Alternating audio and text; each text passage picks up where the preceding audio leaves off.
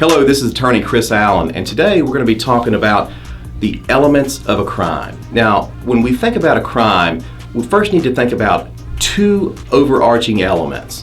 One, it's the legal term known as mens rea, and the other is a term called actus reus. All this means with regard to mens rea is the intent. You have to have some type of an intention to commit a criminal act. The actus reus is the action. You have to have both of these elements combined together to actually commit the crime. Now, you can drill down further in these. Some statutes require that, say, for example, a crime might need to be committed at nighttime, during the day, certain dollar amounts might need to be involved. But just when thinking about at the most simplistic level, a crime, you must have an intention to commit the crime, and you must have the action to actually successfully complete it.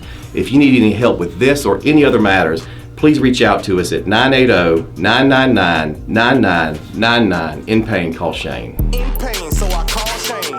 980-999-9999. In pain, call Shane.